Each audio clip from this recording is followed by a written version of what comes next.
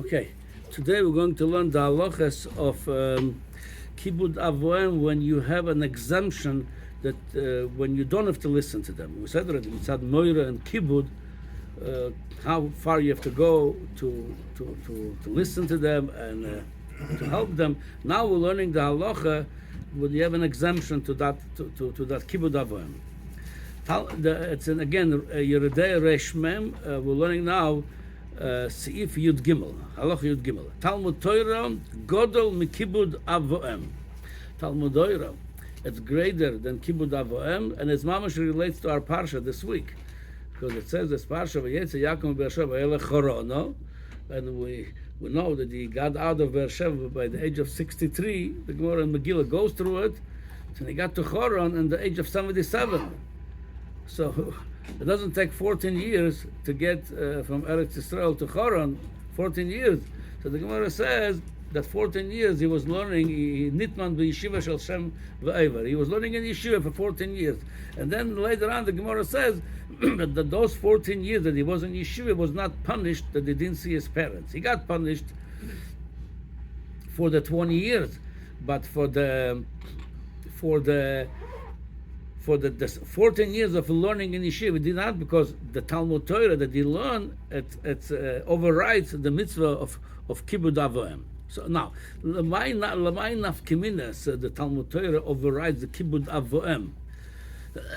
So in this parak also, in Halochem, Chof Hei says like this: Talmud shoretzel halachas l'mokem echad shu boteach sheyira siman bracha b'talmudai lifnei harab. Shisham. The son wants to go to a certain yeshiva. I'm going to be matzliach over there to go into this yeshiva. The father says, no, I don't want you to go to this yeshiva. You're afraid for the safety of the child. It's a dangerous place. If the kechovim over there, they're going to find a reason to fight with you over there. So he says, En not tzorich lishmoel oviv bezeh. So he says he doesn't have to listen to his father. So this is a Talmud Torah is overrides so according to this, Bechlal also can be today practical. Son becoming, let's say, a Balshur, he wants to go to yeshiva. The father says, no, I want you to go to college or to go to work. So al pi halachem, it's at kibud avoem, he could go to yeshiva. Obviously, it doesn't have to be always a clash and a fight that they have to, if they could work it out, it's better. But in case it comes to the point they cannot find the common ground, and the son wants to go to yeshiva, the father says, or the mother says, I don't want you to go to yeshiva. So over here, the Talmud Torah overrides the mitzvah of kibud avoem.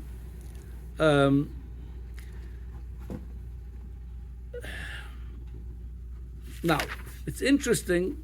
On this halacha, based on this halacha, Ramos saying another very important halacha over here. V'cheni mo'ov moiche beben lisa as a isha shiach batzba haben. Sometimes this happens in a shidduch. The son wants to marry somebody. The father says, "No, I don't want you to marry to her, to her family, or whatever." It happens a lot of times.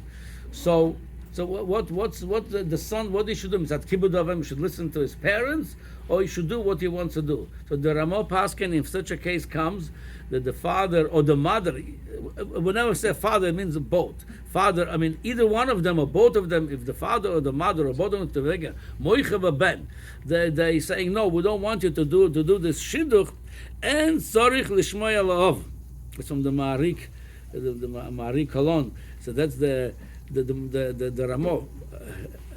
The Ramo bases psak on the Ma'arik, and he says if the father says don't marry her and he wants her, obviously we're talking about that everything is kosher, that there's not any psul over there. Then if it's psul, then if he's not allowed to marry him, the halacha, there's nothing to do with the father, to do with the Torah. But if the son wants to marry this girl, and same thing would be the other way around. If the girl wants to marry somebody that the parents don't want,